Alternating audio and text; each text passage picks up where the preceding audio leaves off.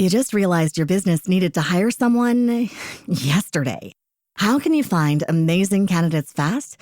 Easy. Just use Indeed. Stop struggling to get your job post seen on other job sites. With Indeed sponsored jobs, your post jumps to the top of the page for your relevant candidates, so you can reach the people you want faster.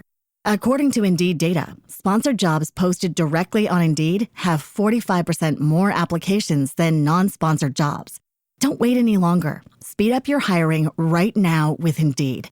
And listeners of this show will get a $75 sponsored job credit to get your jobs more visibility at Indeed.com/kidsandfamily. Just go to Indeed.com/kidsandfamily right now and support our show by saying you heard about Indeed on this podcast.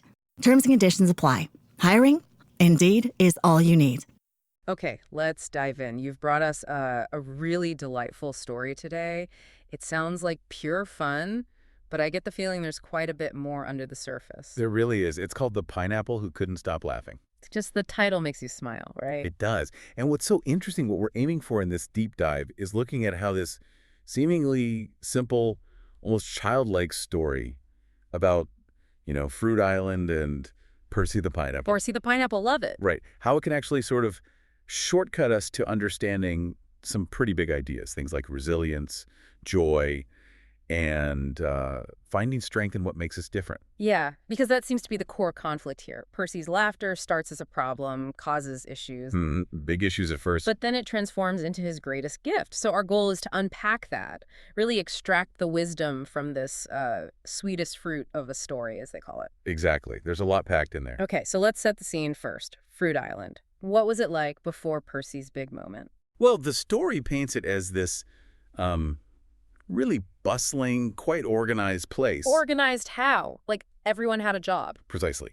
All the other fruits had these important jobs. Very clear roles. Okay, give me some examples. Sure. So the bananas, they were crucial. They powered all the breakfast smoothies. Very important. Can't start the day without a smoothie on Fruit Island, apparently. Seems not. Then you had the oranges, keeping the soccer games rolling, bouncing energetically. Right. And the watermelons. The watermelons hosted the famous seed-spitting contests. Legendary, apparently. Okay, so it's a productive society. Everyone fits in, contributes their specific skill. That's the picture. A place where everyone knows their function. Until Percy. Our pineapple protagonist. He had, a very singular trait. Which was? He just couldn't stop laughing. Like, at all? Pretty much constantly. The story gives these great little examples. He laughed when coconuts fell. Okay. Even if they bounced on his head. Ow. But he laughed. And he giggled during serious mango arguments about juiciness. That sounds disruptive. It definitely could be. And get this, during the Kiwi Choir performance, he snorted so hard, he rolled right off the stage, just shaking with laughter. Oh, Percy. So it wasn't just a quiet chuckle. No. It was uncontrollable, like full-body mirth. So how did the other very organized fruits take this? Initially. Predictably, maybe. They got frustrated. I can imagine. Yeah. All of the wise old orange, there's always a wise old one, right? She scolded him directly, told him, Percy, you're too silly. You can't take anything seriously. Oof, that's harsh. It is. And it taps into something common, doesn't it? How difference is often seen first as a flaw, an annoyance. Yeah, especially something as spontaneous as uncontrollable laughter. It doesn't fit the important job model. Exactly. It challenges that order. And how did Percy feel? Did he just laugh it off? Pun intended. Well, no, actually. The story says his leaves drooped. He felt bad. He didn't mean to cause trouble. So he was aware it was causing problems. Oh, definitely. But his laugh, the description is great. It bubbled out like soda fizz. Like soda fizz. I like that. It suggests it's just involuntary, part of his nature. Precisely. Not malice. Yeah. Just his essential self bubbling up, which really makes you think, doesn't it? How so? Well, it raises that question. How often do we see someone's unique way of being and just jump to judgment instead of trying to understand it or seeing potential value? Or even turn that inward, right? How often do we try to squash parts of ourselves because we think they won't fit in or be accepted? Exactly that. Percy's initial struggle really holds up a mirror to that very human tension between fitting in and being authentic. Okay, so things weren't great for Percy initially, but then comes the turning point. What happened? Right, so the scene shifts. It's this scorching afternoon. really high. You could almost feel it. And the heat affects everyone. Massively. All the fruits are described as grumpy and wilting, just completely grain. The whole island. The whole island. No one wanted to play, sing, nothing. Even rolling seemed too much effort. A total slump. Collective misery, basically. Sounds grim, like the energy was just sucked out of the place. Completely. And into this gloom steps Percy. Okay. He looks around, sees all these long, wilting faces. Does he try to cheer them up seriously? No. What? That's the beauty of it. Yeah. He does what Percy does. He bursts out laughing. Just like that, in the middle of all the grumpiness. Yep. A big, booming hee-hee-ah. The story really emphasizes the sound. Pure, uninhibited Percy. Wow. That must have been jarring for the others. Probably was initially. Okay. But then something amazing happens. What? It spreads. That genuine, out-of-nowhere joy, it just catches. Catches? How? Well, the story says the grapes started snickering. Remember, they were too wilted to move moments before. Right. Then the coconut started belly laughing.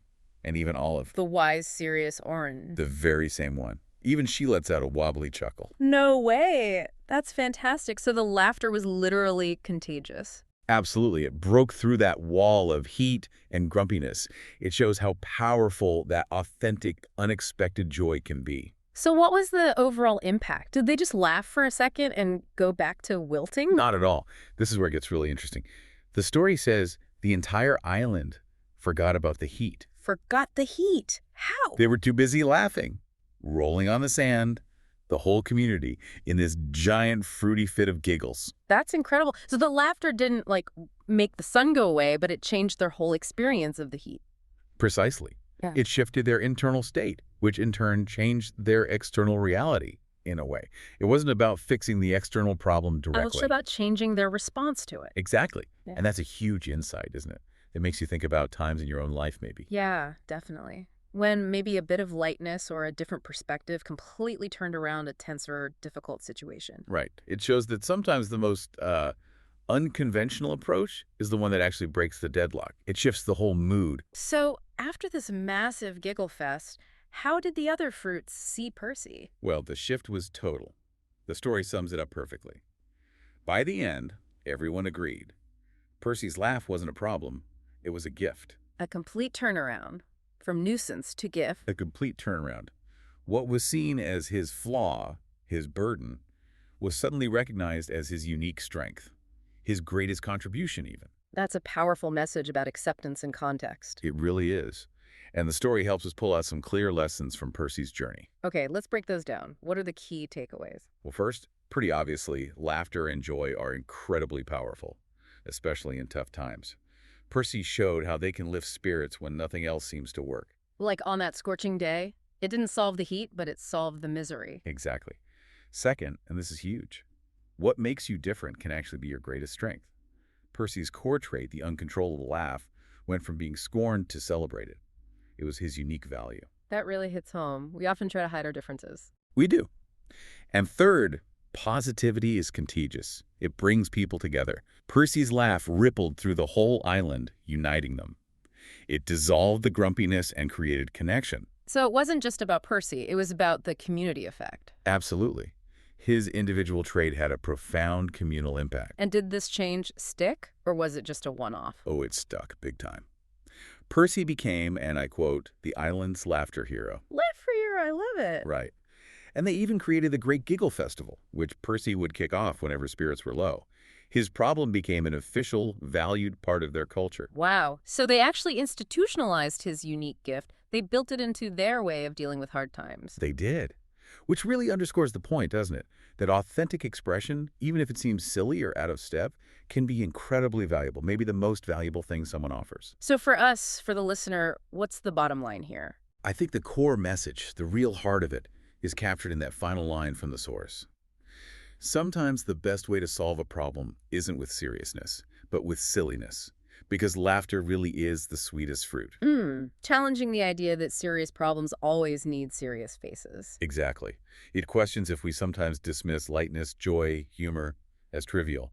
Maybe we see them as secondary, not essential. When actually, they could be the key. They could be the key. The key to connection, to resilience, to finding unexpected solutions.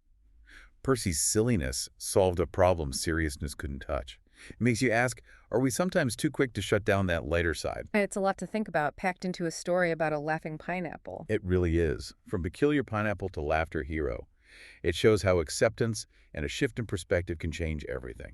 A simple story, profound lessons. And I think a final thought to carry away is about that self-acceptance.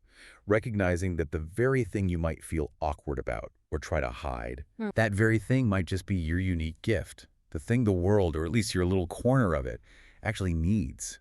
It invites us to, value our own authentic spirit. That's a wonderful takeaway. So perhaps the challenge for everyone listening is, next time things get tough or you feel like the odd one out, Remember Percy. remember Percy and ask yourself, what if your silly side, your unique perspective, is actually exactly what's needed? What if it could sweeten the situation in a way seriousness just can't? Maybe let out a little hee-hee-ha-hoo. Maybe just try it. You never know. You just realized your business needed to hire someone yesterday. How can you find amazing candidates fast? Easy. Just use Indeed. Stop struggling to get your job post seen on other job sites. With Indeed sponsored jobs, your post jumps to the top of the page for your relevant candidates, so you can reach the people you want faster. According to Indeed data, sponsored jobs posted directly on Indeed have 45% more applications than non-sponsored jobs. Don't wait any longer. Speed up your hiring right now with Indeed. And listeners of this show will get a $75 sponsored job credit to get your jobs more visibility at Indeed.com/kidsandfamily. Just go to Indeed.com/kidsandfamily right now and support our show by saying you heard about Indeed on this podcast. Terms and conditions apply. Hiring? Indeed is all you need.